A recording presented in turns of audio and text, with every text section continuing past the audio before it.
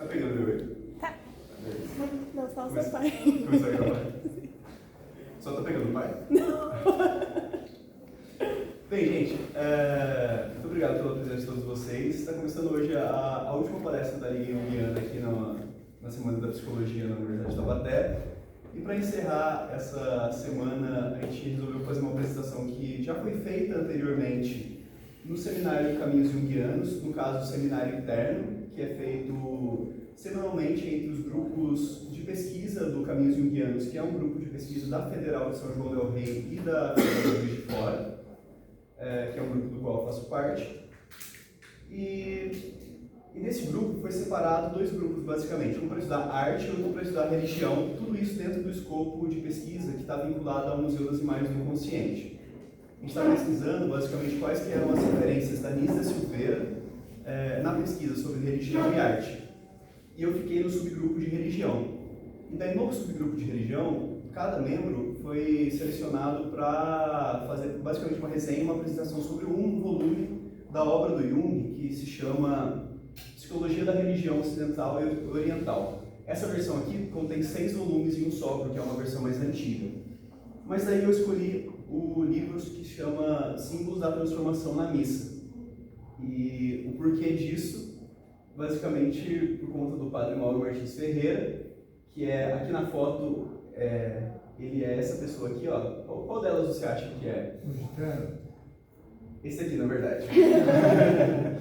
E bem, meu pai foi a razão da qual eu escolhi esse livro, e eu vou deixar ele se apresentar. Adriano. Quem que era o externo, foi? Dom Adriano. Dom Adriano. Bispo. Não, Dom Luciano. Dom Luciano. Luciano, que é o meio grande bispo. Esquerda. Herói. Pai, eu acho que eu vou pedir para o senhor agora contar um pouco da sua história, que está uma foto sua com sua mãe, com a minha avó, na sua primeira missa em Bananal. Conta pra gente um pouco como foi esse virar padre, tornar-se padre. E depois virar pai seu, né?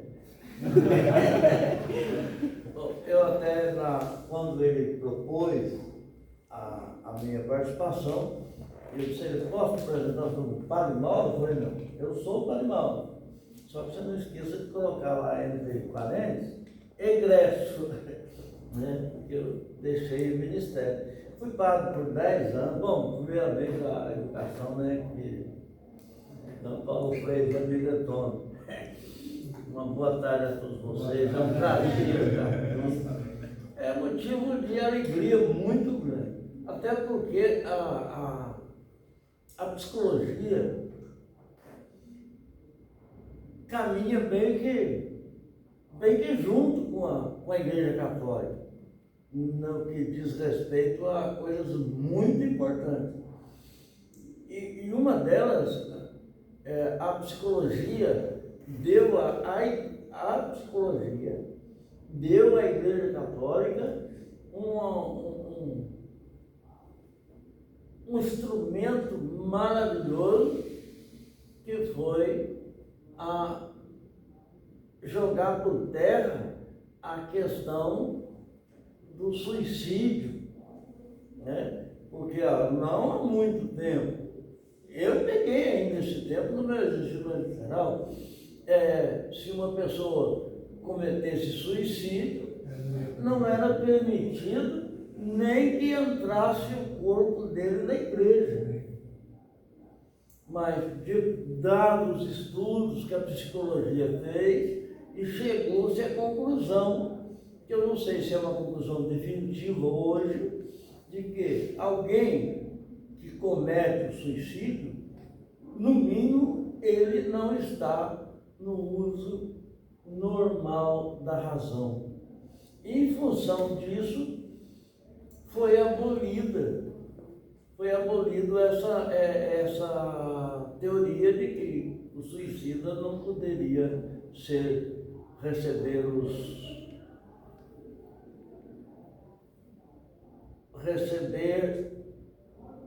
as celebrações funerais dentro do templo religioso. Então, assim também como o padre egresso não poderia O padre era excomungado, né? Então era excomungado e depois não poderia também, caso ele se casou, teve uma família, construiu, foi um grande professor numa cidade, mas quando morreu, o padre cabeça de pau, não queria deixar o corpo dele entrar na igreja da cidade que ele foi vigário.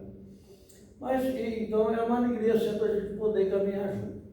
Eu fui padre por 10 anos, né? Mas trabalho na ação pastoral há muitos anos. Antes de me ordenar padre, eu me ordenei padre com 33 anos e deixei com 40, com 43,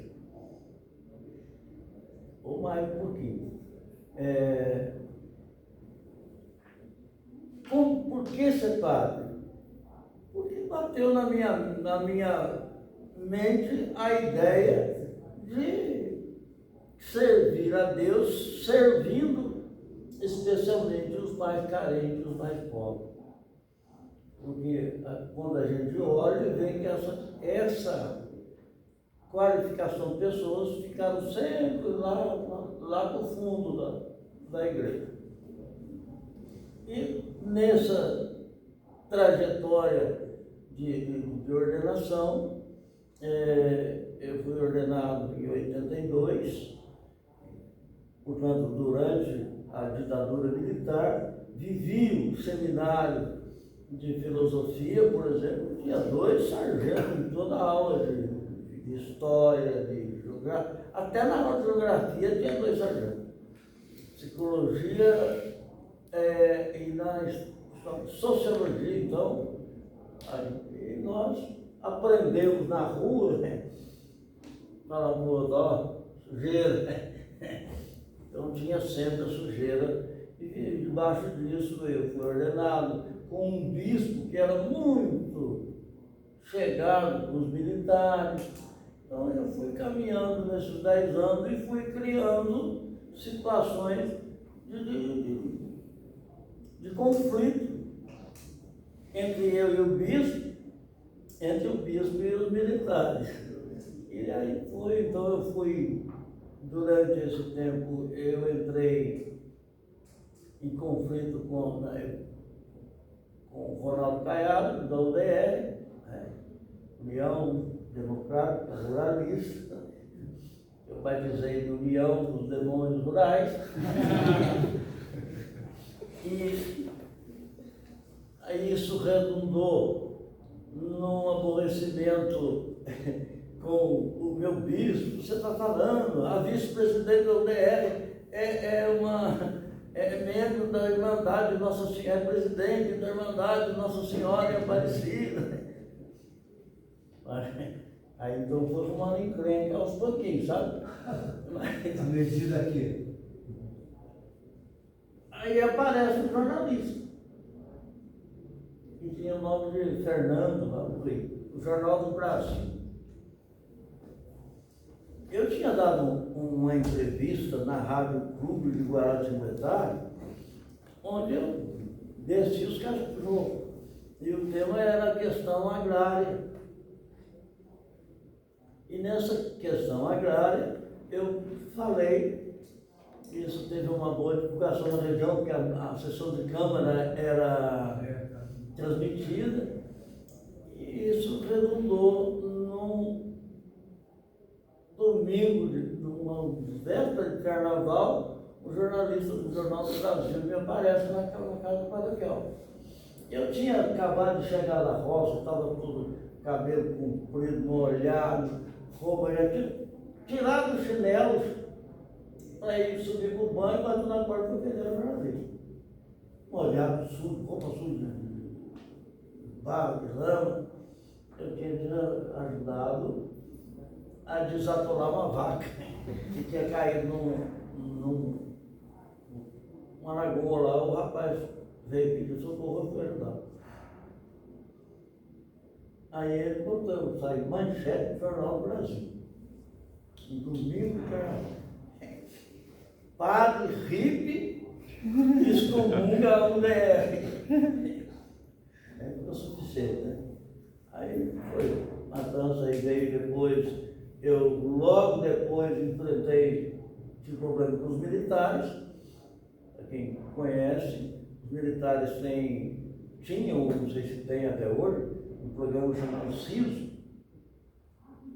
onde eles iam para as comunidades de vez em quando, faziam, levar barbeiro, cabeleireiro, dentista, médico, fazia até uma coisa boa. Mas com eles foram levados também fiscalização de trânsito, de documentação de carro, e andaram escoltando professores que davam aulas no rural, que o documento vencido, vinha escoltado. E eles iam encerrar os CISO no dia 12 de outubro, na Praça da Matriz. Até aí não tenho nada com eles, vamos fazer. Só que um dia antes veio o coronel e o prefeito. Quando eu entrar, pronto. Falei, não, é o seguinte, nós queremos encerrar o CISO, mas estamos preocupados, porque o tempo está meio andando chuva. A gente fazia na praça, mas o senhor autorizava a fazer dentro da matriz. Eu falei, coronel, eu vou ser muito franco com o senhor, eu não vou autorizar. Não autorizo. O prefeito, não é que isso, é pro bem do povo, não sei o quê. Eu falei, não vou autorizar. Por isso. O senhor pode falar por motivo? Hein? O senhor pode falar por motivo?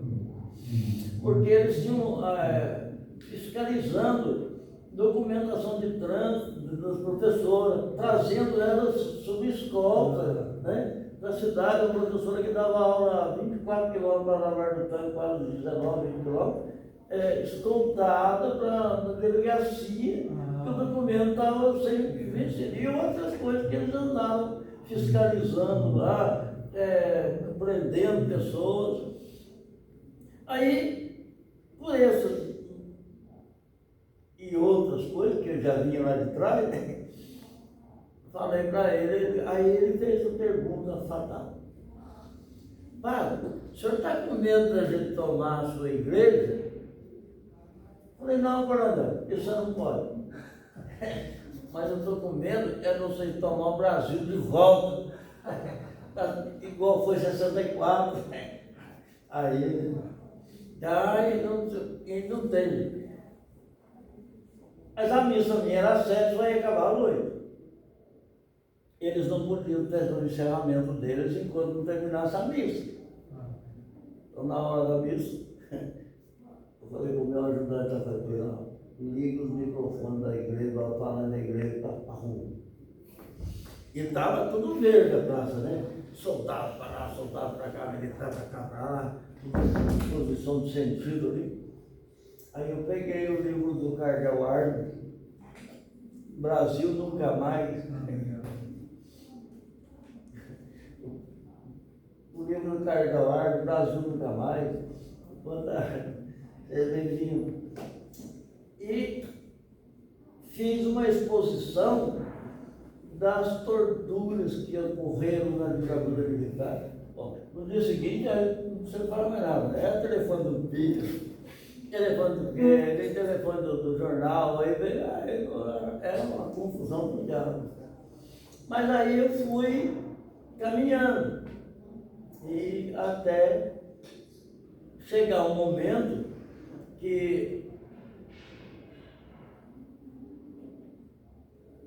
eu apareci na revista da Pastoral da Terra como uma das 365 pessoas que deveriam ser assassinadas por militar, lutar por defender reforma agrária e outras posições em favor da Pastoral da Terra.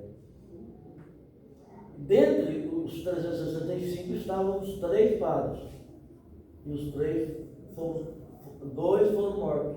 Foi o padre Josino o padre Michel, e o terceiro seria eu.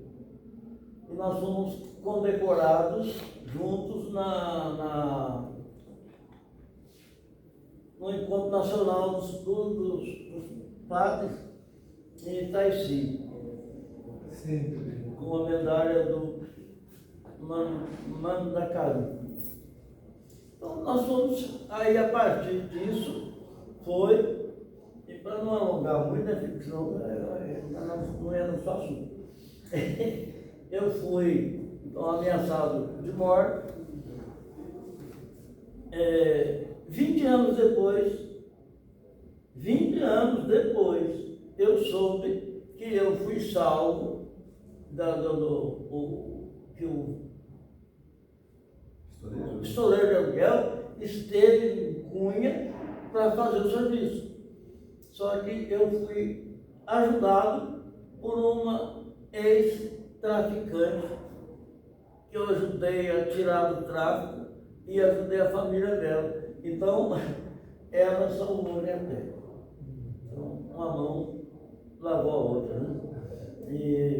Mas eu vim saber isso depois de 20 anos. E aí, na igreja metodista, eu fui num culto, com alguma celebração que teve lá, eu comi, e sentei ao lado de uma pessoa e falou assim: o senhor é o Padre Mauro? Eu falei: sou. Assisti muito da missa sua. Eu falei: mas eu lembro de você na igreja, lá em Cunha, onde foi? Não, eu era do serviço de inteligência do exército. Aí ele falou para mim: o senhor não lembra de um mandante que ficou um tempo lá rodeando a porta da sua casa? Eu lembro. Era um coronel, aquele homem era um coronel do serviço de inteligência do exército, queria pegar o senhor, mas não pegaram. Mas aí seguiu a vida até que eu não tive o apoio de hierarquia, entrei em conflito com a hierarquia e acabei desistindo. Aí passou um tempo, eu não saí para casar, aí casei porque eu saí. Porque eu não fiz o celibato, não é igual para solteirão. Então você seguiu, senão. Bem, então esse foi o motivo pelo qual eu escolhi esse livro inicialmente, né, que de novo é o símbolo da transformação na missa. E eu coloquei 3 objetivos de leitura e depois eu coloquei 2, porque um deles vou tentar explicar para vocês por quê. Bom, então a gente vai ter 2 objetivos principais nessa apresentação aqui. Um vai ser apresentar a sequência de atos que compõem o ritual da missa, sobretudo a consagração. Então, apresentar para vocês como se dá o ritual da missa, quais são as partes que o compõem e quais são as componentes, o que justifica cada parte do ritual, sobretudo a parte da consagração, que vai ser a parte mais importante, porque é na consagração que se dá a transformação, ou então, para utilizar o termo mais correto, a transubstancialização na missa.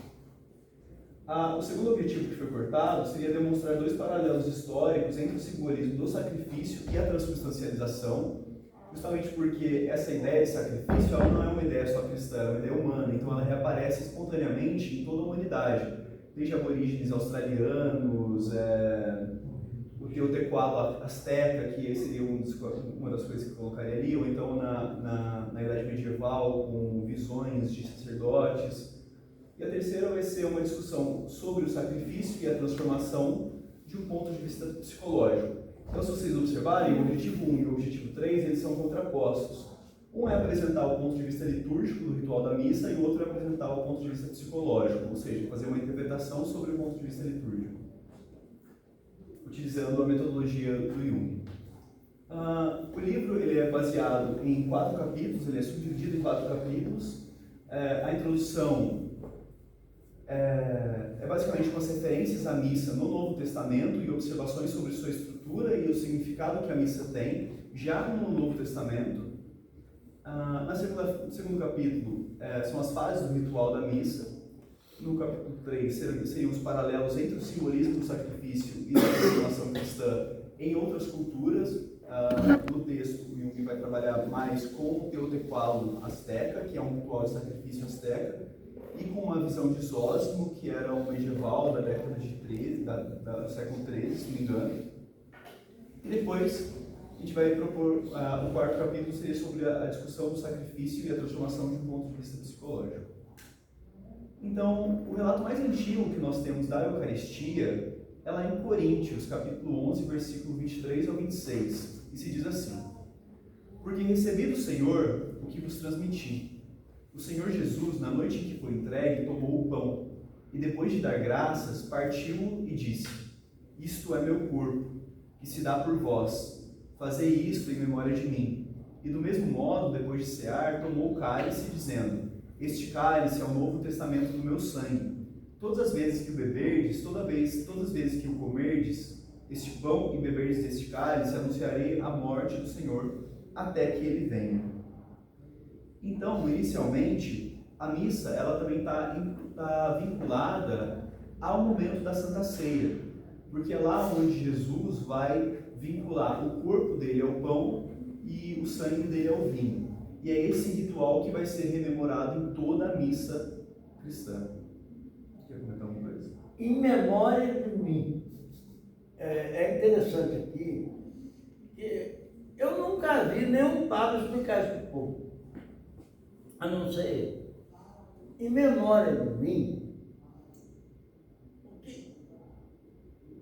não é apenas uma lembrança de um fato, ou de uma lenda, ou de um fato histórico que aconteceu lá no passado, há 2000 anos atrás. Em memória de mim, é trazer de volta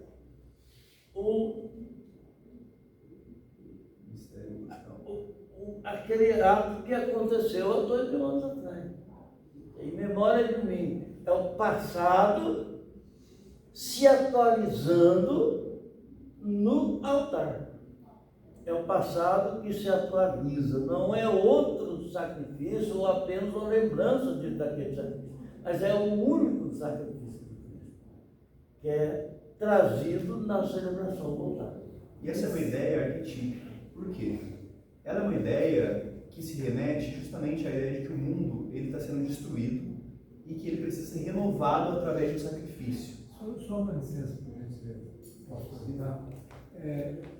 Eu sou católico, praticante, fiquei 10 anos sem frequentar a igreja e voltei porque me representa.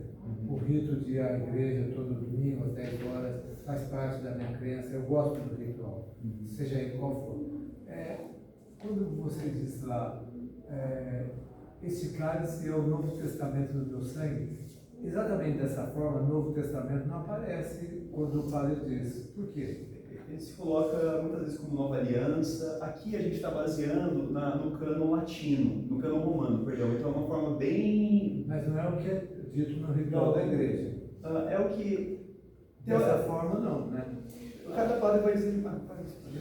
A linguagem foi adaptada, né, do latim para as línguas particulares. Então, nessa tradução, isto é meu corpo e meu sangue, que foi derramado por vós, né? Tomai, comei e bebei. Né? Então, foi uma aglutinação do palavreado. O que eu observo também, que talvez seja mais fácil falar assim, o discurso, né, o rito que se pregava quando eu tinha 10, 12, quando eu fiz primeira comunhão, não é o de hoje. E a missa também não era tão corrida como é hoje, entendeu? É uma coisa meio... vamos comungar, a pessoa tem o próximo espetáculo. É ruim, não é o que eu gosto. Mas é onde eu mais me identifico, né? Verdade. E é interessante porque aqui não é exatamente o que é dito no momento da consagração, mas é o relato mais antigo que se tem na Eucaristia nos textos bíblicos, que é a primeira vez que aparece lá em Coríntios, no capítulo 11, no versículo 23 ao 26. E daí, claro, conforme as culturas vão se apropriando dos textos bíblicos, vão fazer alterações e tudo mais. Tanto é que, inicialmente, a leitura bíblica na missa ela não poderia ser feita em línguas profanas, ela deveria ser feita em latim. A gente até adaptou uma parte aqui, porque o próprio... Ele já rezou de costas, né? né? Rezando em direção ao próprio altar. Não, legal. A questão das línguas profanas, né? Eu usei o exemplo lá da parceria com a psicologia, com a Igreja Católica, para destruir uma tese horrorosa que era do científico. E assim também que leitura profana, que língua profana, não era língua profana? Então, isso aí caiu por terra também faz muito tempo, né? Não é uma língua profana, é uma língua de um povo, e se alguém não se comunica na própria língua, aí é profano, né? Vai ter uma parte que você depois vai abrir para perguntas? Sim. Tá bom. Vamos tentar apresentar aqui as partes maiores, depois a gente abre para uma discussão, porque senão acho que a gente vai acabar falando sobre muitas coisas que eventualmente vão ser faladas. Então, por exemplo, essa parte da língua profana, eventualmente a gente vai repetir isso e tudo mais. Mas, tá. Então, inicialmente, aqui a gente está falando ainda do segundo capítulo, que seriam das fases da missa. Então, quais são as fases da missa do ponto de vista litúrgico? Pensando que aqui o Jung está fazendo um recorte da missa, sobretudo com enfoque no momento da consagração, por conta de ser um momento onde se dá a transubstancialização. Mas a missa ela poderia ser dividida em 5 partes, grosseiramente. Primeiro, a antemissa, que é justamente a chegada do povo, a recepção do sacerdote pelo povo, o momento de confessionário, esses momentos que precedem a missa, que precedem mesmo a oferta, a oblação, eles são momentos de purificação do povo para entrar em contato com Deus. Esse momento da antemissa, então, é um momento receptivo. Depois vai para a oblação, que vai ser o momento da oferta, onde é feito um ofertório. Depois é feita a consagração do que foi ofertado. Depois o que foi ofertado e consagrado é comungado pela sociedade, pela comunidade, pelos sacerdotes. E depois tem o pós-missa. Aqui a gente fez o recorte da oblação e da consagração. Então, no momento sacrificial, misturam-se 2 representações distintas, a tísia e o daikon. E eu vou tentar explicar para vocês mais ou menos o que é isso. Tísia significa o próprio ato de oferecer, de imolar, inflamar-se, soprar com força. Imolar significa queimar. Essa também é uma ideia que se repete muito ao longo das religiões, das diversas tradições mitológicas. Por exemplo, na Grécia, tem-se que os deuses não comem e não se alimentam. O deus grego, ele não come comida, nem bebe vinho. De que se alimentam os deuses gregos? De néctar e ambrosia. Porém, os deuses gregos se deliciam com a fumaça dos churrascos, por exemplo.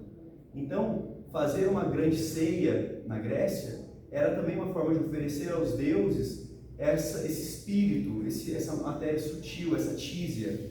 Então, mesmo que os deuses não comam a comida, eles se deliciam com o cheiro, eles se deliciam com o espírito que é feito pela essa matéria.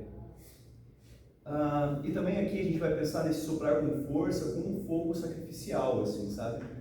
Então você precisa ter um objeto para ser sacrificado e você precisa de uma força que o sacrifica, de uma força que prepara ele para o sacrifício. Então a fumaça que sobe da oferenda consumida leva o alimento até a morada celeste dos deuses. Nessa perspectiva, o espírito, pneuma, era concebido até os primeiros tempos do cristianismo e mesmo na Idade Média como constituído de matéria sutil, de natureza semelhante à fumaça. Então o próprio Espírito Santo, em muitas concepções da igreja medieval, vai ser concebido como uma espécie de fumaça que permeia e inunda o ser. E lembra, são mistura de 2 coisas ao mesmo tempo, tísia e daikon. O daikon significa a própria ceia, e é onde se come o que foi consagrado por aqueles que participaram do sacrifício. Para você comer e participar da comunhão, você tem que estar você tem que estar presente no momento do sacrifício, participar da consagração, para então poder se alimentar do que foi consagrado, porque senão você não está purificado ainda. E só um corpo purificado pode entrar em contato com outro corpo purificado. Aqui é interessante, mas você pode dizer, mas o menino da Eucaristia vai levar a comunhão lá de porta em porta, na casa das pessoas, doentes e tal. Então, é uma ideia que, embora antigamente era impensável de fazer isso, mas com a evolução também foi mostrando que o doente que está enfermo lá no hospital, do preso que está lá na cadeia, ou desse aquele, ele participa também do sacrifício de Cristo, do Cristo sofredor. Tanto que o sofrimento, e é interessante a psicologia cuidar disso, o sofrimento humano, ele não deve ser considerado aquilo que muitas pessoas consideram, um castigo. O cara está sendo castigado, não é possível, ele deve ter feito muita coisa errada na vida. Não, o sofrimento é uma maneira de você participar do sofrimento do próprio Cristo. Então, o que é ofertado e quem são os ofertantes? De outra forma, o que vai ser sacrificado e quem que vai sacrificar na missa? O ofertante e o ofertado são pessoas e objetos comuns, a partir do qual se faz presente o mistério. Então a gente não precisa de um objeto sagrado. Na verdade, o que se faz na missa é tornar os objetos comuns sagrados, tornar as pessoas comuns sagradas. Então, inicialmente, tanto o ofertante quanto o ofertado ainda não se encontram purificados para se realizar o sacrifício da missa. Então, o rito da missa progressivamente purifica e os torna aptos para uma participação mística, quando Cristo se faz presente no ritual. O que é uma participação mística? É basicamente uma participação no mistério divino. Só que o mistério divino ele é inconcebível para a racionalidade humana. Então, a única forma do homem participar do mistério é através do símbolo, porque o símbolo vai unir o inconsciente e o consciente. O que é inconsciente, o que faz parte do mistério, permanece sempre o mistério. Mas através da unção entre o que é o mistério e o que é o homem, ou seja, do sagrado e do profano, se transforma em uma nova coisa. E assim o mundo é renovado também. E assim o sacrifício de Cristo é rememorado, e com isso o mundo é salvo novamente. O mundo é purificado novamente. Esse acontecimento, ele é necessariamente um mistério, pois se situa além da capacidade humana de compreensão e representação. Isso quer dizer que o rito da missa é necessariamente, em cada uma de suas partes, um símbolo. Mas o símbolo não é um sinal arbitrário, e aqui é muito importante a gente enfatizar isso. A gente está falando em uma perspectiva específica, que é a psicologia analítica de Carl Jung, e para ele, o que significa símbolo? Existe a palavra símbolo e o sinal. A diferença é que o sinal ele designa um sentido inequívoco. Então, por exemplo, uma placa de trânsito com um sinal de proibido virar à direita, ela indica apenas que é proibido virar à direita. Mas o símbolo, ele é plurifacetado. Ele é fundamentalmente uma expressão ambígua.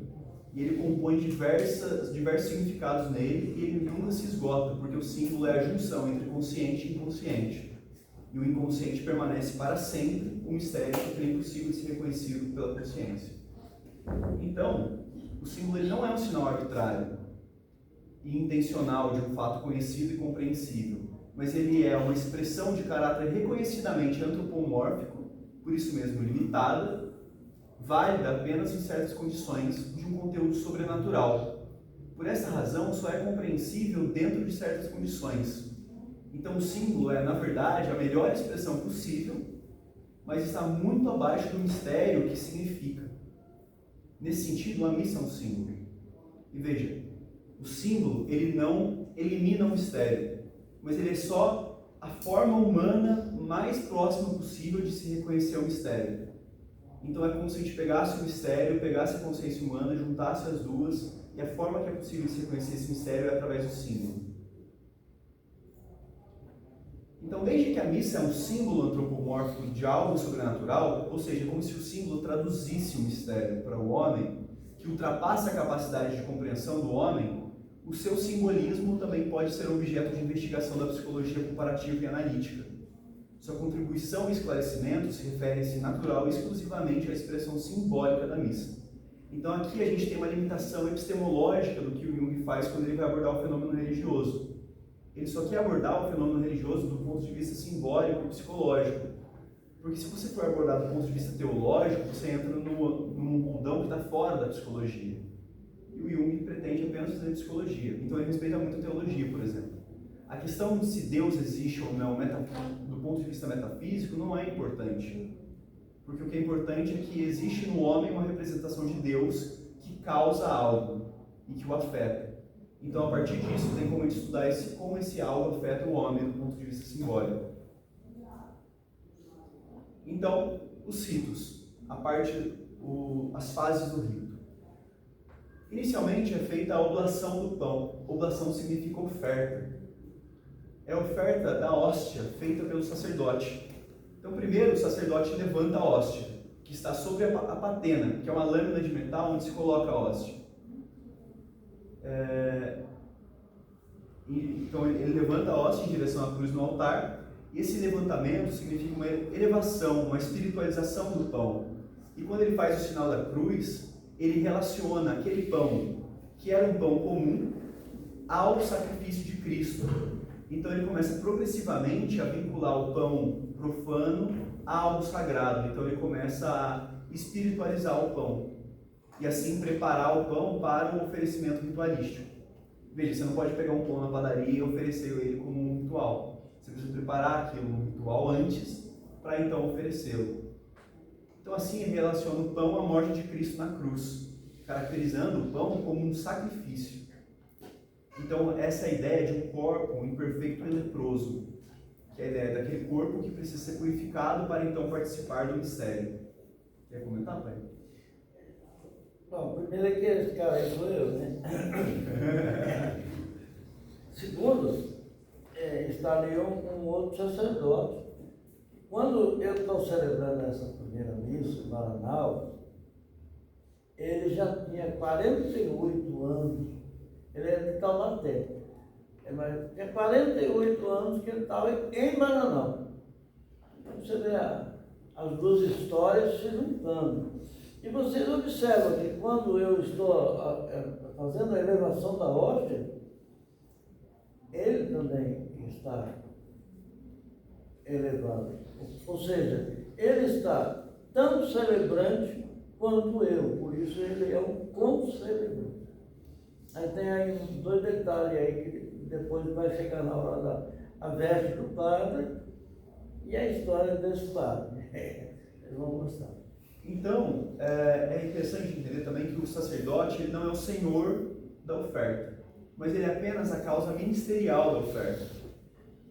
Cristo se oferece espontaneamente para o sacrifício.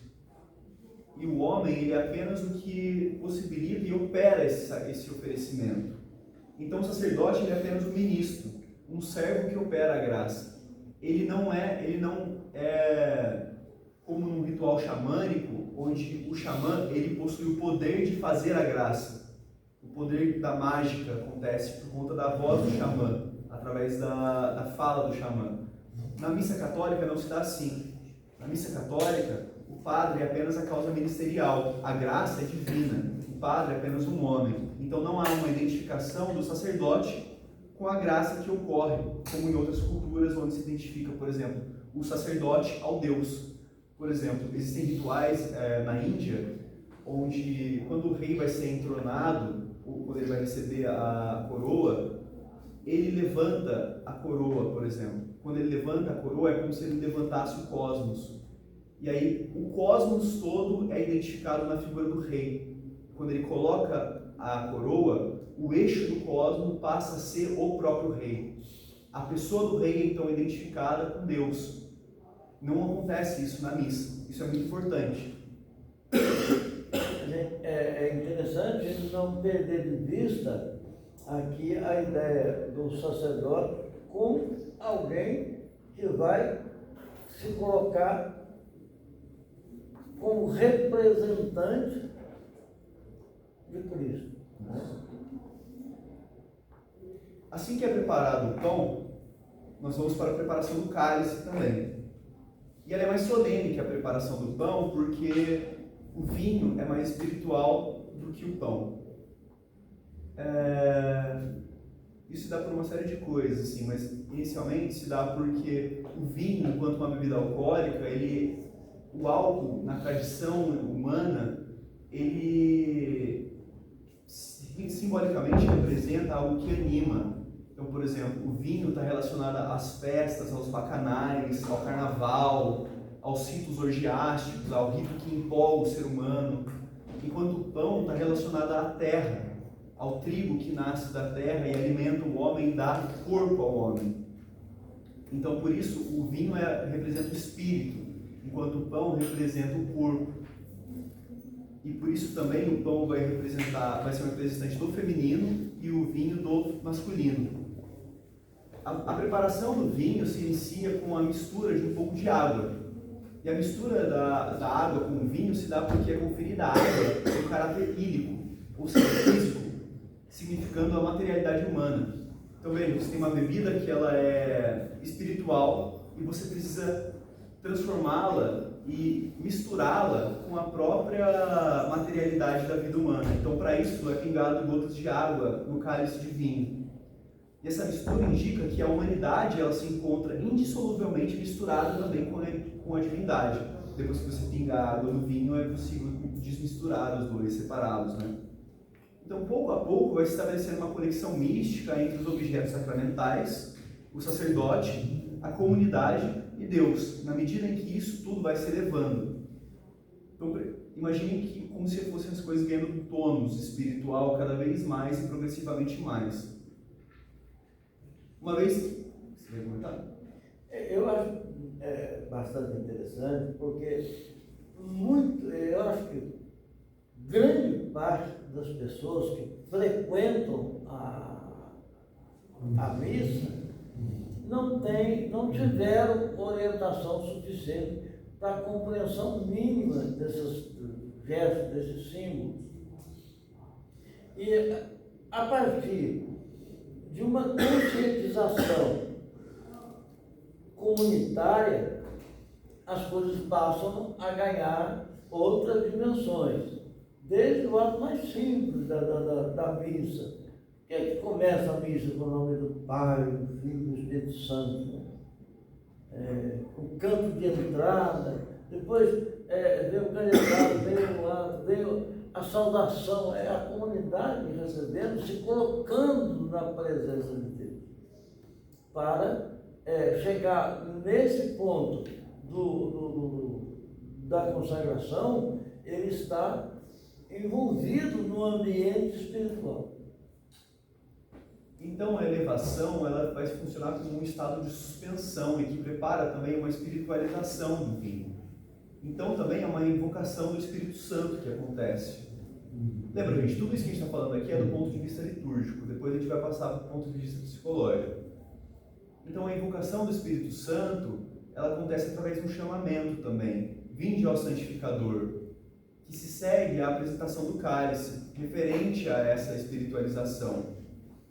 Então, antigamente, depois da elevação do ofertório, o cálice era colocado ao lado direito da hóstia, em analogia com a água e o sangue que escorrem de Cristo quando São Longinos enfia a lança no corpo de Cristo. E dessa lança, desse corte produzido pela lança, sai água e vinho, sai água e sangue.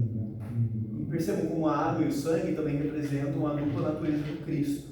A natureza humana representada na água e a natureza do sangue representando justamente essa natureza espiritual. Então a incensação que vai se dar depois da elevação do cálice, ela vai funcionar como também um sacrifício do perfume, como um sacrifício da própria tísia, daquela tísia inicial, né, que era colocada como uma fumaça que era entregue aos deuses, mas também ela vai funcionar como um ritual de esconjuro, de proteção, porque na medida em que você passa o turíbulo incensando o ambiente, você povoa o ambiente com o Espírito Santo. Isso faz com que o ambiente fique seguro contra os demônios, porque o demônio não vai estar onde já está povoado pelo Espírito Santo. Então você está preparando aquela igreja, aquela comunidade que está ali encontrada, num ato de purificação e de proteção também para se dar para participar da união mística com Cristo. Então, uma vez que as coisas estão preparadas, uma vez que o sacerdote, os objetos sacramentais, a comunidade e Deus estão preparados, acontece a invocação de Deus na missa. Então, após todas as fases preparatórias anteriores que visavam essa purificação do corpus imperfectum, então pode-se invocar aquilo que vem em nome de Deus. E assim é chamado: Vinde, vinde, ó Jesus, ó Pontifício misericordioso, ficai conosco, como estivestes com vossos discípulos. Esta menção do nome de Jesus tem também o sentido de um chamamento. É uma enfatização do conteúdo do bendito que vem. E por isso pode ser considerada, e algumas vezes foi, como manifestação do Senhor. Isto é, como um ponto culminante decisivo da celebração da missa. Isso é muito interessante porque mesmo nas comunidades originárias é atribuído à palavra o poder de invocar. Então muitas vezes em muitas comunidades é proibido dizer o nome de demônios, de coisas malignas, porque ao dizer, como a palavra é mágica, você invoca aquilo. Então você não pode invocar Jesus no começo da missa. Não é dito o nome de Cristo até então. Agora que é preparado, começa a se chamar, começa a ser citado o próprio nome. E uma vez que é chamado, acontece o momento pelo qual se preparou, que é o momento da consagração. Então a preparação permite que o sacerdote profira as palavras da consagração em primeira pessoa do singular, indicando que é o próprio Cristo que as pronuncia. Então percebe como isso é um mistério. Como é que o próprio Cristo, que está morto e que está vivo ao mesmo tempo, pode se fazer presente no sacerdote, que permite que o sacerdote fale em primeira pessoa? Então, quando o sacerdote fala em primeira pessoa, não é o sacerdote mais que fala. É o próprio Cristo que fala através do sacerdote. E as palavras da consagração são as seguintes. Você consegue ler, pai? Não deixa eu saber. Você quer fazer um comentário sobre o consagração? O comentário aqui é de quem viveu isto. Eu tenho sempre o orgulho de dizer que quase 10 anos de ministério sacerdotal, eu celebrei sempre como se fora a primeira missa. Sempre com o mesmo entusiasmo, com o mesmo ardor, e isso eu tenho essa. Onde é que eu vou para a eternidade eu levar? Mas é importante a gente ver que toda a celebração litúrgica está em função justamente da consagração. É o ponto máximo do culto católico, é a consagração, porque ali se esgota toda a ideia de apenas um símbolo de 2000 anos atrás. Ali se esgota a ideia de que é apenas uma lembrança, que é apenas uma ceia, que lembra, né, a presença real de Cristo na Eucaristia. Então, sob o ponto de vista católico, ali vai ocorrer a transubstanciação, que é: isto é meu corpo, isto é meu sangue, né? Então, o próprio Cristo que se doa, que se dá como alimento espiritual da sua igreja. A assembleia que está ali a celebrar. Né? E a esperança é que os resultados disso fossem muito diferentes daquilo que às vezes a gente vê. De pessoas que não passam de papa hóstia, né? Saiu da igreja, pronto, acabou a religião dele. Aí ele não vai lutar pela justiça. Eu gostava de dizer para o povo: para Cristo não veio no mundo para morrer, gente. Cristo não veio na terra para morrer. Mas não teve outro jeito. Ele foi preso, torturado, assassinado por aquilo que ele defendia, por aquilo que ele ensinava. Justiça. Então aí ocorre a consagração do pão. Na esquerda tem em latim e à direita em português. Antes se tinha como proibido de fazer essa tradução da língua profana para uma língua que seria profana. A língua sagrada da igreja é o latim, né? Mas nós fizemos a tradução aqui da consagração do pão, que se diz assim: Ele, na véspera de sua paixão, tomou o pão em suas santas e veneráveis mãos, e elevando os olhos aos céus para vós, ó Deus, seu Pai onipotente, dando-vos graças, benzeu, partiu e deu aos seus discípulos, dizendo: Tomai e comei dele, todos, isto é o meu corpo. E também o cálice é consagrado. De igual modo, depois de haver ceado, tomando também este precioso cálice em suas santas e veneráveis mãos, e novamente dando-vos graças, benzeu e deu aos seus discípulos, dizendo: Tomai e bebei dele todos, este é o cálice do meu sangue, do novo e eterno testamento, que será derramado por vós e por muitos para a remissão dos pecados. Fazei isto em memória de mim. É aquilo que eu comentamos lá na frente, né? Em memória é o passado, por isso a igreja vai muito além do símbolo, embora não se esgote nele. É o passado que se torna presente no altar.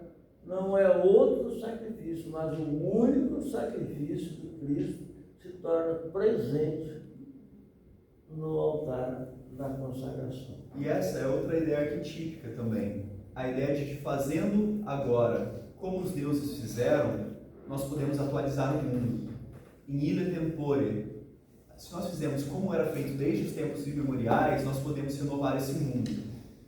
Alguns aborígenes australianos, eles tinham um rito de, na época da primavera, na época da colheita, caminhar por onde caminhavam os deuses.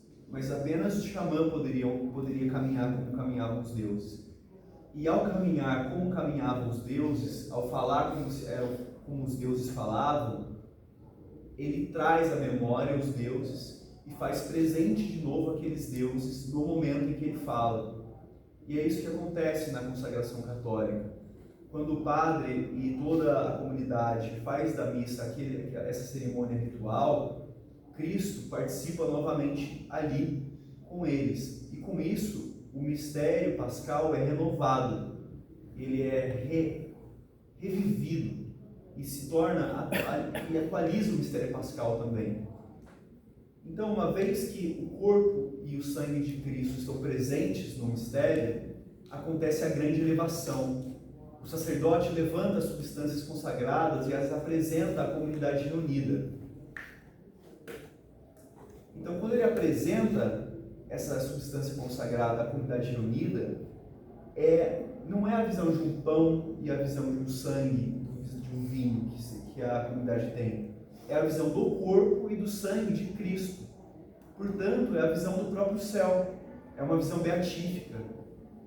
Então, particularmente, a hóstia consagrada significa uma visão beatífica do céu, em cumprimento do sermão. Do Salmo. Meu coração te disse, minha face te procurou. O teu rosto, Senhor, eu busquei. O homem Deus tornou-se presente na hóstia consagrada. E eu gosto muito dessa foto do meu pai, porque nesse momento em que ele faz a grande elevação no pico das agulhas negras, a hóstia ela se funde com o céu. Então você não consegue mais ver a hóstia porque ela se junta com o céu. E é justamente isso que se dá no momento da missa, porque o momento da grande elevação é o momento da visão beatífica do céu. E aqui é interessante porque é impossível de ver a hóstia em si, porque ela se mistura com a própria neblina. Aqui parece loucura, né? Mas aqui aparece só esse punhadinho de gente, tem um militar, tem jovens. Eram 200 pessoas amontoadas no pico das agulhas negras.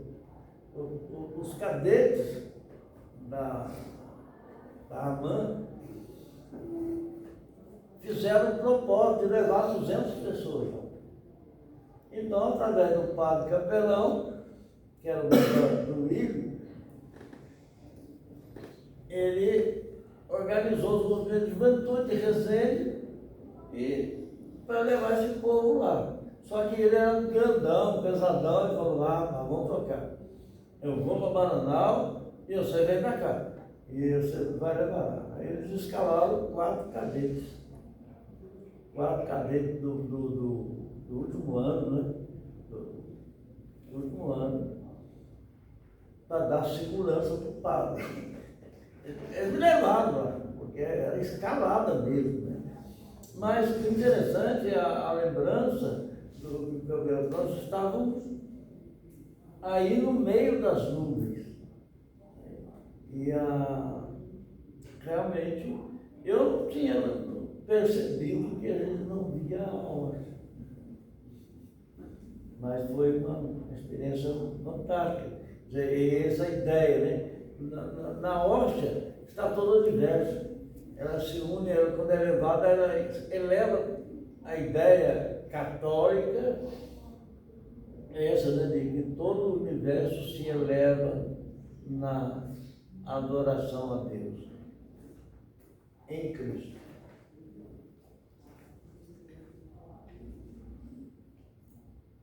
Bem, e agora a pós-consagração. Durante a pós-consagração realizam-se as orações que são do cânon, que vão ser as orações Unde et Memores, Supraquare e Supplices. E seus objetivos são, respectivamente, na Unde et Memores, sinalizar ao Senhor que uma oferta foi feita em memória da paixão de Cristo. No Supplices e Supraquare, um pedido para que Deus aceite o que foi ofertado. Então, depois dessas orações, o cânon é concluído e o sacerdote faz 3 sinais da cruz com a hóstia sobre o cálice, enquanto pronuncia as palavras per ipsum et cum ipsum et in ipsum, por ele, com ele e nele. Em seguida traça outras 3 cruzes entre ele e o cálice. E então acontece o momento do embolismo e da fração, que é o momento em que o sacerdote parte a hóstia. E quando ele parte a hóstia, representa também uma dilaceração do corpo de Cristo. E ele parte a hóstia em 2, e com a parte esquerda da hóstia, ele parte novamente. E com essa partícula da parte esquerda da hóstia, ele traça uma cruz, e em seguida a deixa cair no vinho. E esse é o momento do embolismo. E é também uma consignação do corpo de Cristo. Ele vai dizer assim: a conexão com a morte de Cristo, que tem lugar no sacrifício, faz-se mediante a descida aos infernos e a consequente destruição do poder infernal. O rito da fração, que vem mais adiante, liga-se pelo próprio sentido à morte de Cristo. É o rito em que se divide a hóstia em 2 partes sobre o cálice.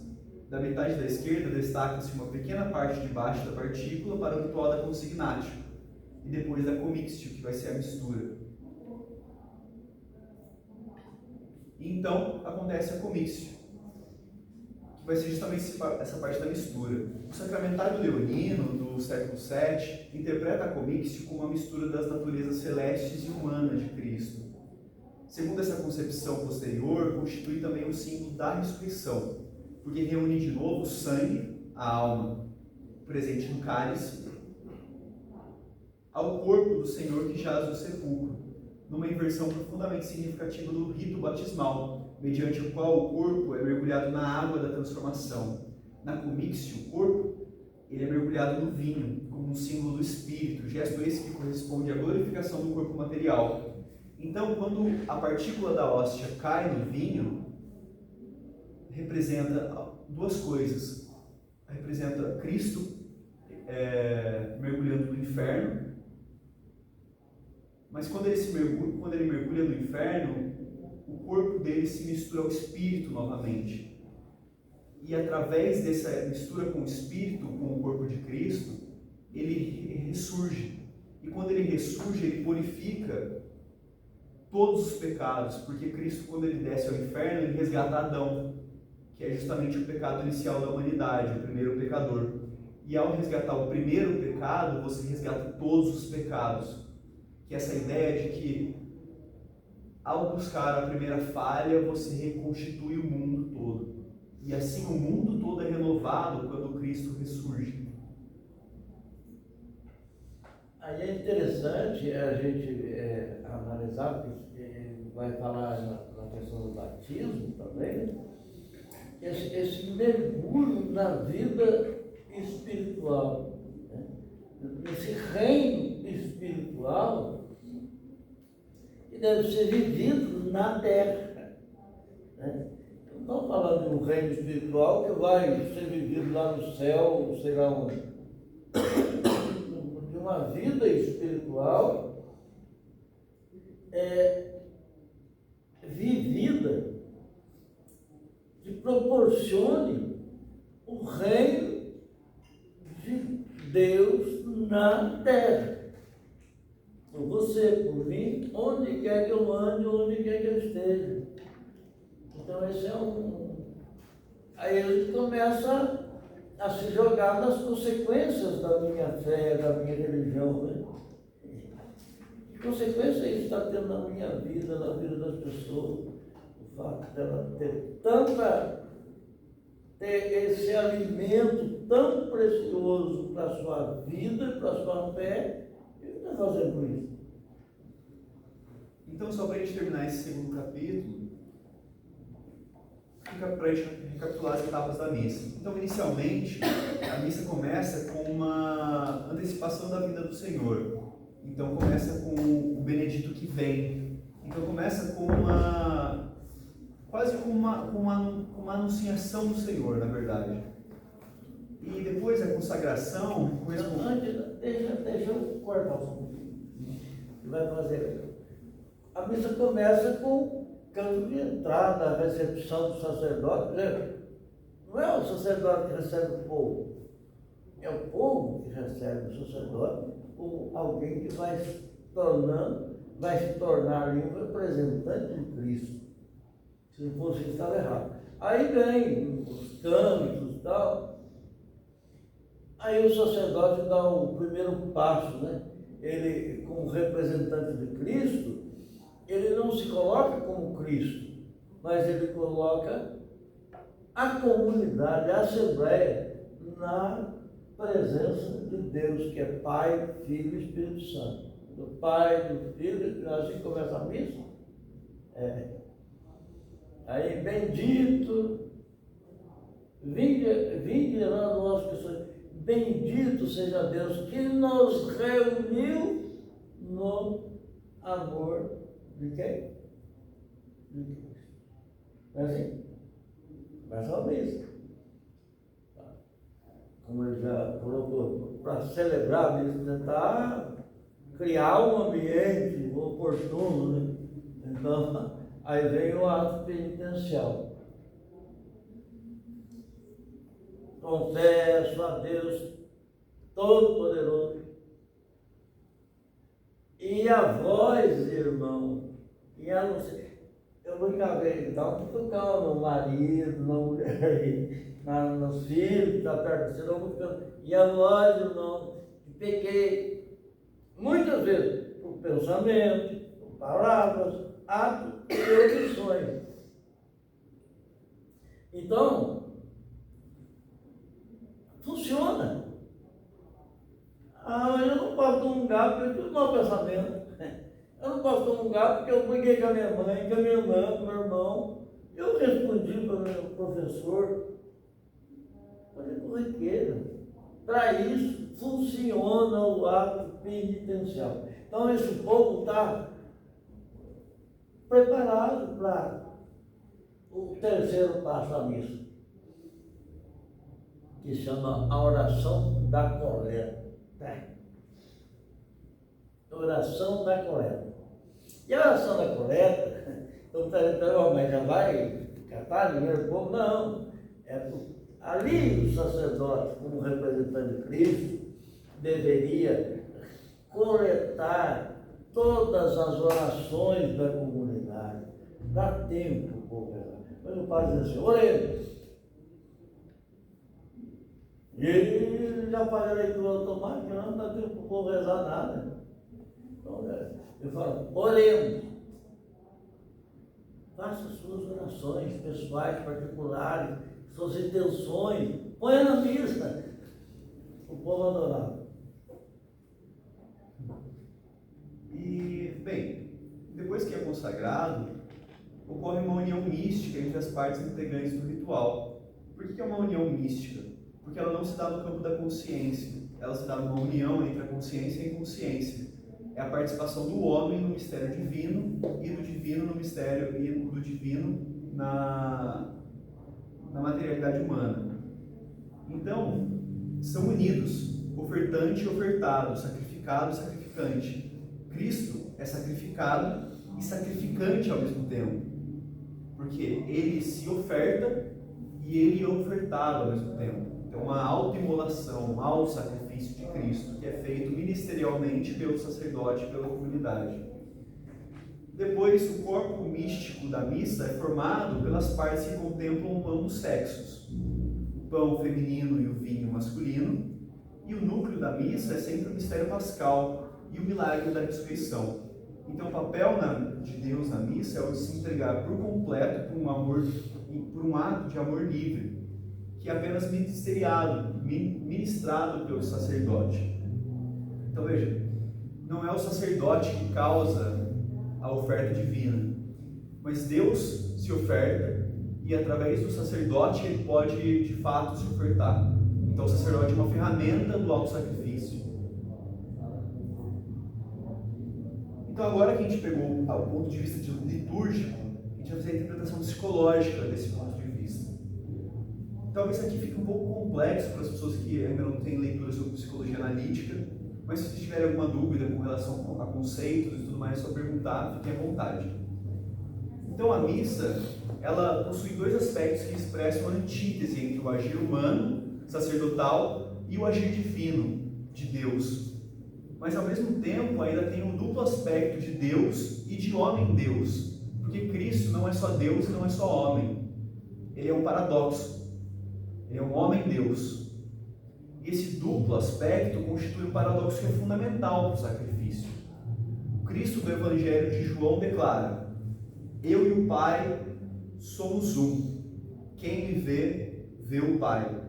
E Cristo exclama do alto da cruz: meu Deus, por que me abandonaste? Então são dois opostos no Cristo.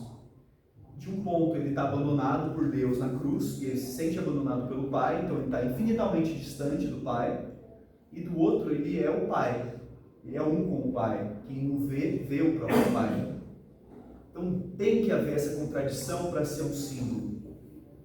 E se a fórmula é verdadeira, deve haver essa contradição se a fórmula verdadeiramente Deus e verdadeiramente homem é psicologicamente correta. E se é correta, as diversas afirmações de Cristo também não implicam contradição alguma. Veja, não é porque é um paradoxo que se contradiz. Ser verdadeiro homem é estar infinitamente distante de Deus e ser totalmente diverso dele. Das profundezas clamo a ti, ó Senhor, diz Deus diz Cristo dentro do inferno. Essa confissão nos mostra duas coisas: o estar longe e o estar perto, o extremo obscurecimento e ao mesmo tempo o fulgor da centelha divina. Então, ao mesmo tempo que Cristo está enfiado no mais baixo do inferno, ele ainda é Deus. E ele está nessa natureza paradoxal, ele está mais longe e está mais próximo ao mesmo tempo. Você comentar? É interessante porque essa é uma tese Pai, por que me abandonaste? Né? Então, o que a espiritualidade católica procurou ao longo dos séculos, dos concílios, dos encontros com papas e cardeais, é entender que ali ele está realmente colocando um sentimento humano à disposição de uma verdade que vai ser mais do que histórica, profética. Ou seja, porque quantas e tantas as vezes tentaram derrubar a divindade de Cristo, a humanidade de Cristo, com o docielismo, o docietismo, não lembro agora o termo exato, que dizia, não, Cristo não sofreu na cruz, não sofreu nada, ele é Deus, não precisa sofrer. Ele simplesmente fingiu. Então, isso foi derrubado, muito dessa tese, né, de que ele se sentiu diante de Deus, Pai, como um ser humano, né? Que muitas vezes é a história de cada um de nós, que em determinados momentos da nossa vida, Deus esqueceu de mim, né? Deus me abandonou. Não é assim? Então, vai ter justamente essa questão da divindade e humanidade colocada como um paradoxo da missa do ponto de vista psicológico. Porque a divisão de Deus em divindade e humanidade, o seu retorno a si mesmo, no ato sacrificial, constitui para o homem o ensinamento consolador de que em suas próprias trevas estará escondida uma luz que retorna à sua fonte. Veja, Cristo, ao descer para o inferno, ele retorna aos céus. Então é uma descida ao próprio inconsciente que traz consigo a proposta de uma nova atitude adaptativa à vida. E que mesmo que essa luz quis descer até as trevas para libertar o que jazia aprisionado em meio à escuridão e reconduzi-lo à eterna luz. E aqui a interpretação psicológica para o simbolismo da oferenda. Lembre-se, o símbolo ele representa sempre uma realidade complexa e plural de sentidos, e ultrapassa todas as categorias da linguagem, e que não pode ser expressa de maneira unívoca. Por isso, o símbolo do trigo e do vinho apresentam-se em várias camadas. Então, por exemplo, inicialmente a gente pode pensar o trigo e a uva como produtos agrícolas, o pão e o vinho também como produtos agrícolas, então como algo natural da terra. Num segundo momento, nós podemos pensar também o vinho e o pão como produtos resultantes de uma preparação especial. Então veja, o pão ele é o trigo, mais a vontade e a energia humana de transformar aquele trigo em pão. E a uva e o vinho é a mesma coisa.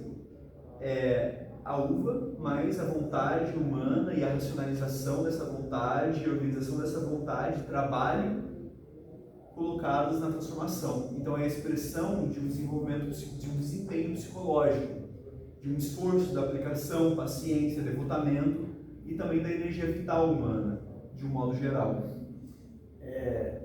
Uma ilustração. Nas vésperas da minha ordenação, eu já era diácono e eu fui a Caxias do Sul convidar uma família que era muito minha amiga, trabalhou comigo nas pastorais de juventude. E fiquei uns dias lá com essa família, me levaram lá daquela cidadezinha bonita lá. E certo dia me levaram numa vinícola. Experimenta o vinho aqui, experimenta o outro ali, meio-dia, 11 horas, eu já estava bonzinho, né? Mas, aí, ou seja, uma vinícola e um produtor de vinho que produzia vinho a longa data. A rotina dele era produzir vinho. Certo? Mas aí ele falou, num determinado momento, agora eu vou levar vocês para provar um vinho muito especial. Um vinho muito especial.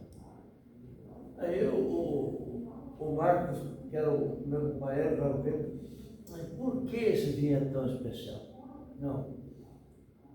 É especial porque eu tenho um filho que vai ser ordenado sacerdote agora no começo do ano, próximos dias do primeiro do ano que se aproxima, e esse vinho, eu, minha mulher, minhas filhas, nós escolhemos especialmente cada uva para que esse vinho fosse produzido. E como você trouxe para visitar um diácono que também vai ser ordenado sacerdote, eu vou presentear ele com uma garrafa desse vinho para que ele celebre a primeira missa dele também, se ele quiser. E me deu. Então, a dimensão, se ele produz vinho, a rotina dele é produzir vinho. Mas, de repente, o significado colocado naquele vinho, eu acho que encaixa aqui, né? Mostrando que os produtos agrícolas também ganham dimensões psicológicas fantásticas. Imagina aquele vinho. Para mim foi. Depois eu lembro a túnica, E por último, também como uma manifestação humana, ou do demônio da vegetação.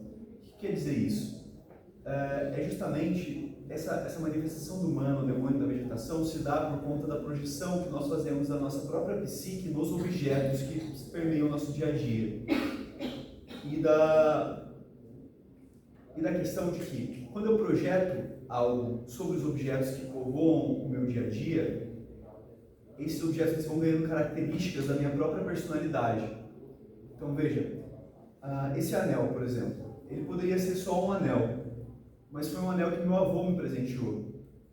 Portanto, existe para mim nesse anel uma projeção afetiva também. Então esse anel ele representa algo para mim mais do que a própria liga de metal e essa pedra colada nessa liga de metal.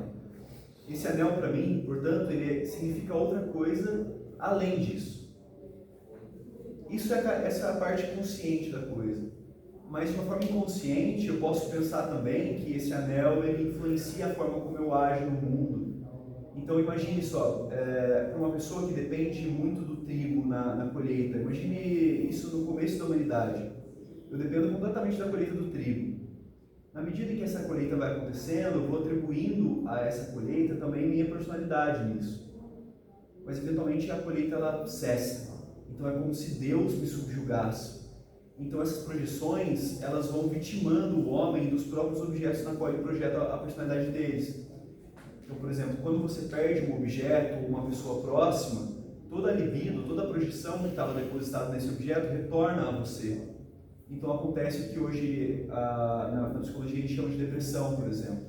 Porque toda a libido que está projetada, ela volta e te influencia. E essa influência é quase mágica para a pessoa que observa isso, sabe? Ela é tão mágica que ela pode parar a vida da pessoa.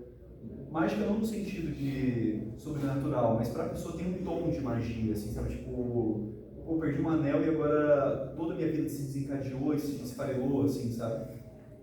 Então tem essa questão também, que se pode ser projetada na agricultura, em objetos que a humanidade sempre teve em contato. Tá, então, e agora a gente está chegando ao fim, o que significaria o ato do sacrifício, que é o mais importante do ponto de vista psicológico? A ação sacrificial, ela consiste, antes de tudo, em dar algo que me pertence. Então, veja, se a minha personalidade não tá projetada nesse anel, dar esse anel para alguém não significa nada. Mas a partir do momento que isso tem uma carga afetiva para mim, entregá-la a outra pessoa é um sacrifício dessa carga afetiva também, porque eu estou dando ela para outra pessoa. Então, tudo que me pertence traz a marca do meu, ou seja, uma relação entre aquele objeto específico e o meu ego. Isso traz a marca de uma identificação sutil com a identidade. E essa identificação ela acontece em duas camadas.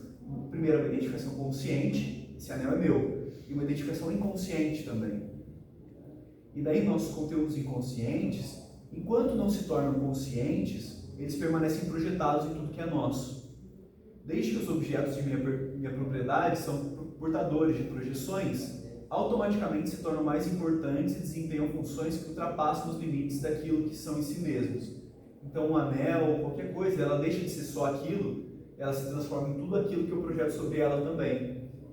Então, eles têm um sentido plurifacetado. Eles não significam só aquela liga de metal, aquela pedra, mas significa também o afeto que é colocado, as ideias mágicas que podem ser colocadas, sabe? Tipo, que nem, por exemplo, esse anel eventualmente pode se tornar um anel que, para mim, a minha fantasia muda a forma como eu me relaciono com as pessoas. Isso vai se tornando através dessa projeção. E aí o sacrifício, ele tem sempre que operar em uma lógica que não é a lógica da troca. Porque se é uma troca, não é um sacrifício. Se eu te dou o anel para que você me dê algo em troca, aqui no exemplo do anel, já não é um sacrifício, mas é uma troca, é uma relação de mercado quase. O sacrifício ele tem que ser uma entrega para ser aniquilado. Então você tem que dar algo que é profundamente valioso para que aquilo seja destruído.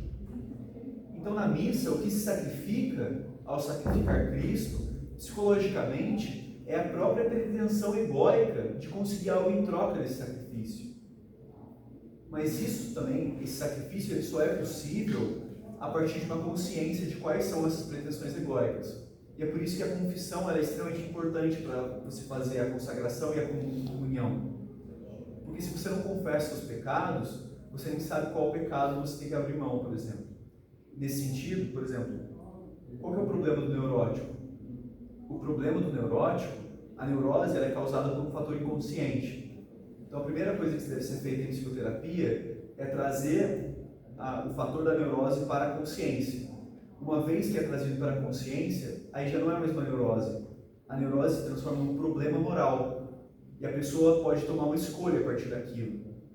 Veja, enquanto é inconsciente, a pessoa continua repetindo aquele padrão e chamando aquilo de destino. Mas a partir do momento que ela assimila aquilo na consciência dela, ela pode tomar uma atitude moral. E daí ela deixa de ser uma neurótica para ser uma problemática. Então, tem muitas coisas na nossa vida que a gente poderia simplesmente resolver mudando a nossa atitude. Tem outras que a gente não sabe por que a gente sofre. Essas são as neuroses. O que a gente sofre, sabendo por que a gente sofre porque a gente é problemático. Essa vai ser a diferença entre o problemático e o neurótico. Então, para essa conscientização serve a confissão dos pecados e os atos preparatórios que preparam o sacrifício. E nesse sentido, a gente só pode sacrificar aquilo que a gente possui. Então, se sacrifica, nesse caso, por exemplo, algo que eu possuo, um anel específico, ou então sacrifico a posição egóica, mas só tenho como sacrificar a posição egóica se eu estiver consciente de que posição eu tenho. Então, o eu, ele se torna um objeto do si mesmo no sacrifício. Aqui talvez comece a ficar bem complexo, tá? Mas a posição da atitude do neurótico, ela tem que ser sacrificada pelo próprio neurótico. Então, o que causa a neurose é justamente um conflito entre duas tendências na própria psique. Uma tendência consciente e uma tendência inconsciente, que caminham para direções opostas. O problema é que a consciência ela não larga a posição dela. O que ela tem que fazer para se curar é justamente abrir mão disso. Então o eu se torna um objeto de si mesmo. Isso faz com que o meu eu se torne um objeto do meu agir moral, pois eu decido, movido por uma instância que está acima da minha individualidade, do meu ego. Então, de certo modo, eu ajo em oposição ao meu eu. Então eu me auto-sacrifico. E suprimo a minha pretensão. É paradoxal isso, mas psicologicamente falando, essa capacidade significa que o eu é uma grandeza relativa, que pode ser sempre subsumida em qualquer instância de ordem superior. Ou seja, o eu ele não é o centro da personalidade. E o que tem que acontecer na psicoterapia, para que a neurose seja tratada, é que o eu saia do centro e que ele entenda que o si mesmo é o centro da personalidade. Mas isso só acontece quando o ego percebe e de própria vontade se sacrifica em torno de algo maior. Então, a gente tem que na missa, o sacrifício de Cristo, psicologicamente falando, é um sacrifício do ego mesmo. Veja, se a minha oferenda é algo precioso para mim e toca no meu sentimento pessoal, então posso estar certo de que a renúncia à minha pretensão egoística provocará a rebeldia de minha personalidade egoística. Eu não quero sacrificar algo que é valoroso para mim. E aí que está o problema. O problema é que a gente tem que sacrificar algo que é valoroso para a gente, porque senão nem é um sacrifício. E também eu posso ter a certeza de que o poder que reprime tal pretensão me reprime, e consequentemente deve ser o si mesmo. Assim, pois, o si mesmo é aquilo que me leva a sacrificar e até mesmo me compele a oferecer o sacrifício. Então, o ego, ele sacrifica a si mesmo, ele se sacrifica, e no sacrifício ele se aproxima do inconsciente. Isso é extremamente perigoso ao mesmo tempo. Porque quando o ego se aproxima do inconsciente, ele corre o risco de ser tragado pelo inconsciente. E ao mesmo tempo, si mesmo está se sacrificando e tornando-se o que ele pode ser. Ele torna o que somos. Então a missa, talvez isso esteja bem confuso, tá, galera? Mas é bem complexo mesmo.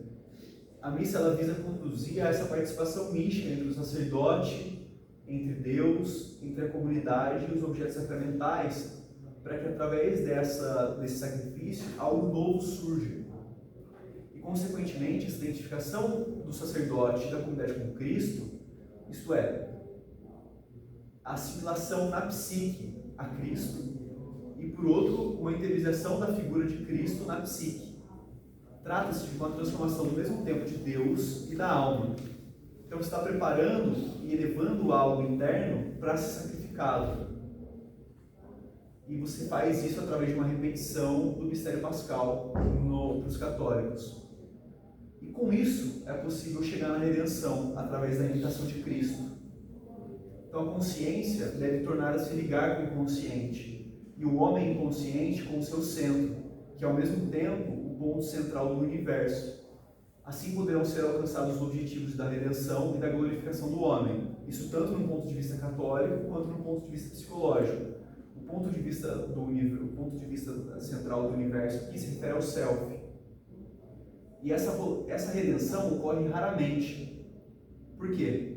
Porque é muito difícil sacrificar a posição egóica. Então, o que acontece normalmente quando se vai fazer esse sacrifício é de que o homem faz esse sacrifício superficialmente, e com isso ele não sacrifica de fato a posição egóica dele, e com isso ocorre uma inflação do ego. Então, ao invés do homem imitar Cristo, na cabeça dele ele se torna Cristo. Isso é extremamente problemático, porque é uma identificação do pessoal com o coletivo. Então, por exemplo, quando eu estava viajando, eu conheci um rapaz que ele tomava ayahuasca todos os dias. E um dia a gente estava no quarto, se preparando para dormir e tal, e ele virou para mim e falou assim: cara, eu tenho que te contar uma coisa, com os olhos muito fundos assim. Eu sou o Cristo. E eu vim para redimir a humanidade. E eu soube disso numa montanha que aconteceu tal coisa, e eu vi, estava escrito na lua. E eu olhando para ele assim, tipo, caralho, que foda. Mas isso acontece quando você faz esse sacrifício incorretamente. Ele é muito perigoso, assim, sabe? Porque o risco é o risco da psicose mesmo, dessa identificação com a figura que é coletiva. Veja, Cristo não é uma figura individual, ela é uma figura da humanidade. Por isso ela é muito maior que a figura egóica. Então, quanto mais distante a consciência está do consciente, da inconsciência, maior é o perigo dessa identificação. E um trabalho raso leva ao risco dessa inflação psíquica. Daí, para terminar, porque daí Cristo diz, né? Porque enquanto não te considerares meu, eu não serei o que fui. Serei o que fui quando eu te tiver junto a mim. Daí resulta inequivocamente que, embora Cristo já existisse nos primórdios ou antes de todos os tempos de modo total, isto é, antes da consciência, perdeu ou sacrificou essa totalidade pelo homem e só poderá readquiri-la mediante o processo de integração. Sua totalidade depende do homem.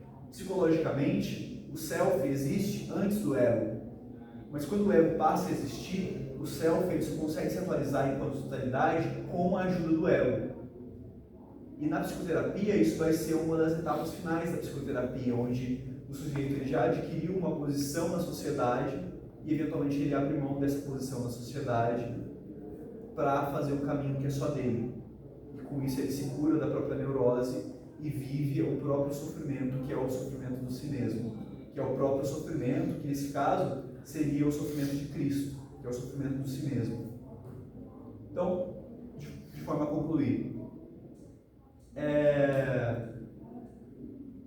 isso mostra o quão perigoso é esse processo e identifica que o ego, o eu, se encontra mergulhado em algo que é maior que ele.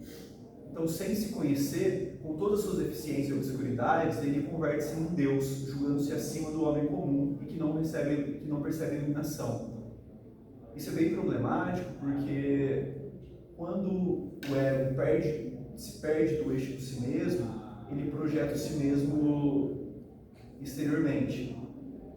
E daí ele coloca qualquer coisa como eixo em sua vida. Então, por exemplo, as religiões organizadas institucionalmente, elas têm um valor de organização da sociedade. E à medida em que vai havendo um declínio dessas organizações formais religiosas, outra coisa vai assumindo o papel de Deus, de centro organizativo. O que o Hugo vai colocar, por exemplo, é que na nossa sociedade o dinheiro se encontra muitas vezes no papel de Deus. Tem até expressões, por exemplo, fulano endeusou tal coisa, fulano endeusou o dinheiro. Isso é psicologicamente verdadeiro mesmo, porque Deus para a psicologia é justamente aquilo que retém a maior carga de libido. Então, no segundo ponto, o si mesmo necessita do ego para se atualizar, na medida em que Deus precisa do homem para se revivificar ou se humanizar. E na mesma medida, o ego precisa do si mesmo e o homem de Deus. Então, o ego consciente precisa da inconsciência para ele readquirir a vida, só que o inconsciente também precisa do ego para ele se totalizar. Então, o rito eucarístico ele promove uma união mística entre esses elementos através de uma participação do homem nos mistérios de Deus e de Deus na materialidade do homem. É basicamente isso, assim, sabe? Tipo, é bastante coisa, é um texto mais complexo do Jung, que ele vai trabalhar já no final da vida dele, mas essa era a fala que a gente tinha para apresentar hoje. Não sei se o pai quer fazer os comentários finais também. Eu não sei porque eu estava tão empolgado com essa foto, né? Mas o que eu acho extremamente importante nesse encontro com vocês, que estão no ramo da psicologia, é a importância de que se vislumbra um mercado de trabalho muito grande para vocês, dados os acontecimentos atuais. Mas, e aí, uma das coisas que mais me ajudou como sacerdote aconteceu por acaso. E isso é uma coisa que vocês terão uma oportunidade de fazer. O toque, o afeto, o carinho, a imposição das mãos. Porque quando, muitas vezes, as pessoas não querem, ele falou, vem que a psicologia ele mostra isso, né? Que as pessoas não querem sacrificar alguma coisa para se libertar daquilo. Então, os pecados de estimação é terrível das pessoas confessarem. E muitas vezes não confessam. Ou por vergonha do sacerdote, ou por vergonha de si mesmo, ou por alguma coisa, não confessa. Aí, eu tive essa graça, para mim foi uma graça, de, através do toque das mãos na cabeça das pessoas, que vinha aquela confissão que era só bobagem, que era só baboseira. Peraí, deve ter coisa aí, né? Aí então eu fazia a imposição das mãos. E lá vinham as imagens. Né? Imagens que sempre tinham um significado muito interessante. Eu vou dar só um exemplo de imagem, porque são muitas. Mas eu vou dar um exemplo de uma imagem de uma pessoa muito benquista de uma comunidade que eu participei. Ela era ministro da periferia, uma senhora distinta da sociedade. E num retiro desses com o pessoal que prestava serviço da comunidade, eu ofereci a oportunidade, quem quisesse se confessar. E vieram as pessoas para se confessar. E ela veio para se confessar. Bobagem. Aquilo não está batendo. Dá licença. Um banquinho de boteco. A porta do boteco. Sabe o que é boteco, né? E é muito comum nas cidades interioranas. Um barquinho com um banquinho, um banquinho de 3 pernas, assim. Era 2 pernas aqui e uma lá, assim. E um caboclo sentado, cruzado naquele banquinho. Eu falei para ela, a senhora diz alguma coisa para a senhora? Não. Mas como eu tinha experiência, eu sabia que tinha. Então, vamos continuar, né? Uma casa simples, no meio de uma roça de milho, linda, maravilhosa, com umas pedras enormes no meio da roça. Significa alguma coisa, senhora? Não. Vamos continuar rezando.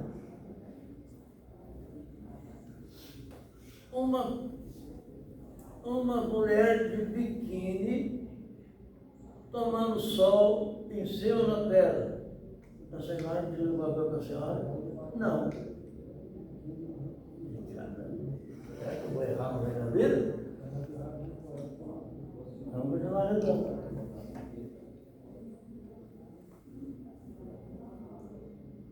Um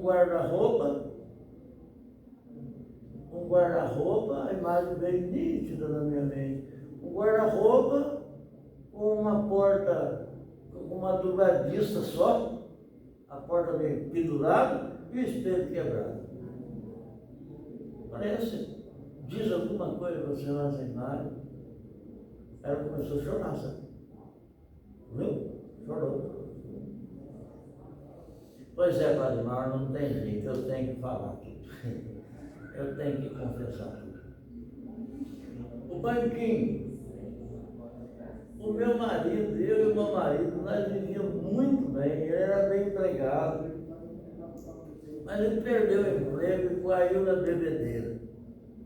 Caiu na pingaiada mesmo. E muitas vezes ele tem que buscar ele na rua, tirar ele na rua. Com o passar do tempo, eu me envolvi com outra pessoa. E a gente se encontrava na casa dele, no meio da roça que o senhor mostrou lá, aquelas pedras enormes, aquela mulher em cima da roça, em cima da pedra tomando sol, eu ficava lá tomando sol. Muitas vezes, o espelho quebrado, a porta do guarda-roupa especada, era lá no quarto onde a gente se encontrava.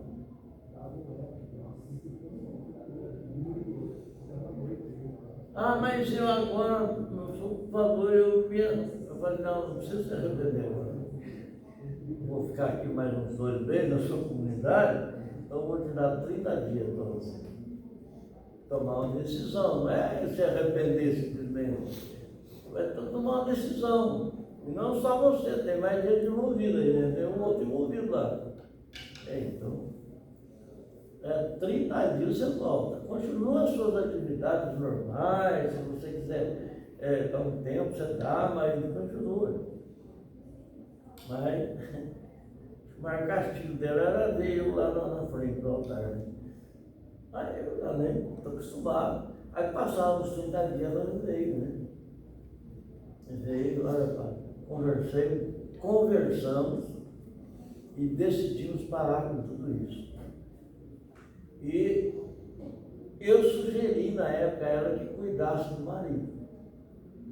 E Deus depois, não sei, alguém depois, eu perguntei da pessoa que era do da cidade, sem contar o fato, tem notícia de fulano, tá bem, parou largou de beber, voltou, foi procurar o auxílio no Ará e tal.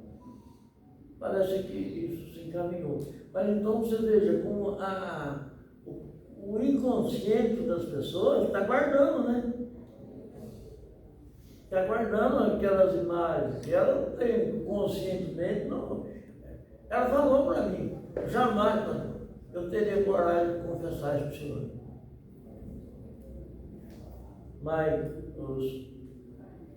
então eu acho a importância, né, do afeto, do toque, do mão, é importante. Eu queria deixar essa mensagem para vocês. Vocês vão encontrar muita gente que não vai ter coragem de falar o porquê que ele está maluco. Então, bem, eu fiquei devidamente honrado de vir falar com vocês. Agora, acho que é uma pequena contribuição para vocês. Eu saio muito mais construído daqui do que eu entrei.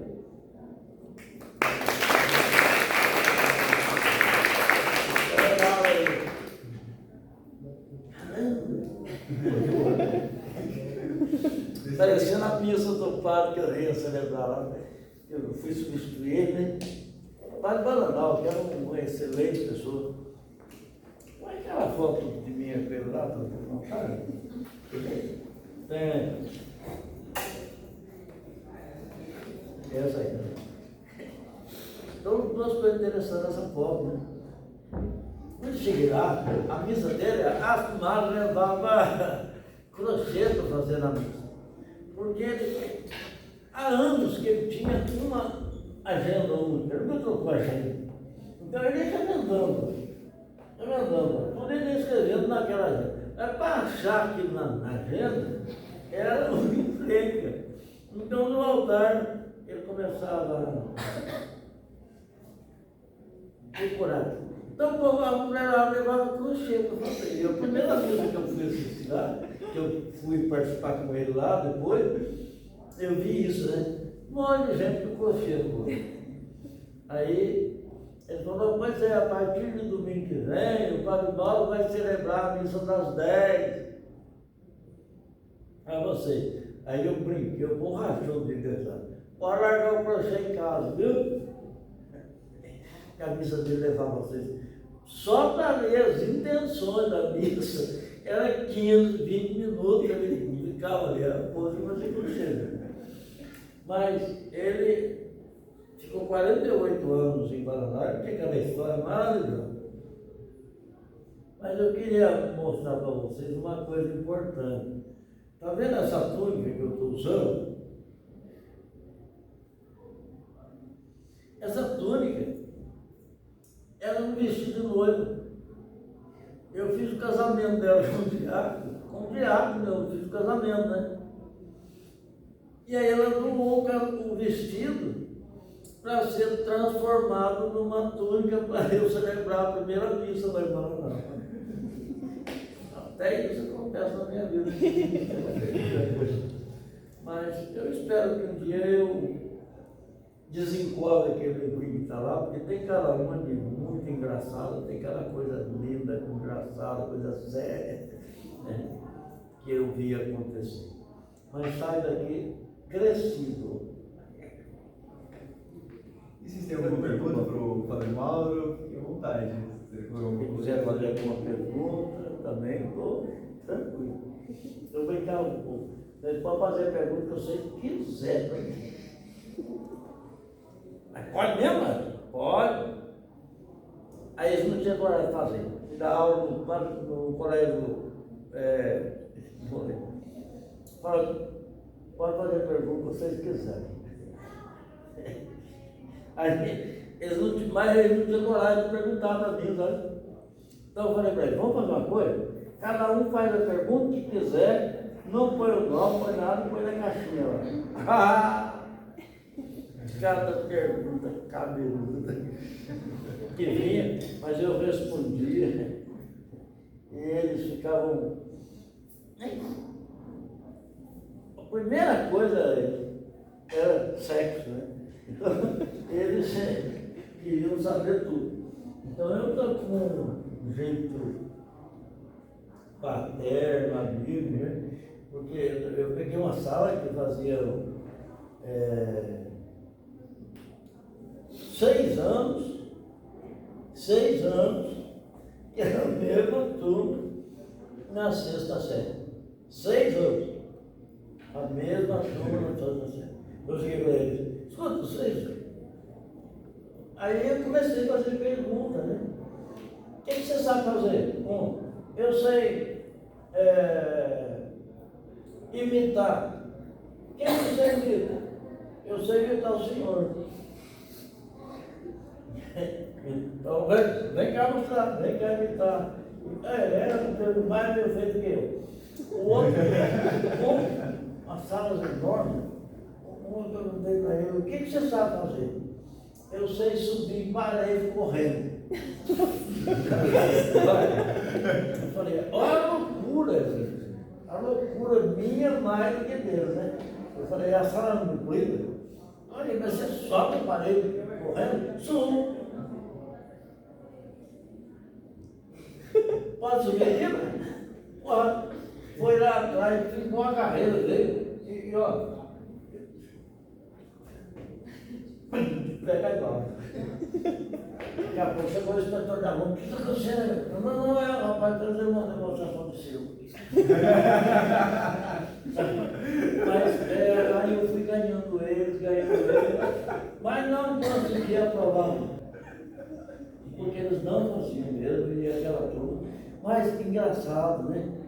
Passaram alguns anos, eu encontrei com um dia ele trabalhando, ele falou assim para mim, não, eu tenho tanta obrigação do senhor, o senhor nunca xingou nós, o senhor não sei o quê, e eu aprendi uma coisa assim, que importante é a gente estar feliz na vida, né? E estar fazendo coisa boa. Eu casei, estou morando na roça, já adquiri um sítio pequeno, mas ele já é meu sítio, estou cuidando da minha família lá na roça. Eu falei, bom. Olha, se for contar a história aqui, é só Alguma pergunta, gente? Então, com esse posto?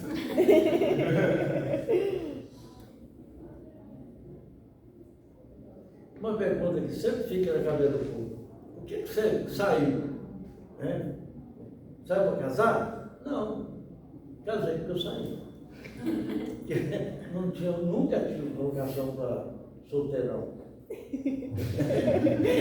Nunca tive vocação para solteirão. Então, aquilo lá, né? Ninguém oferta.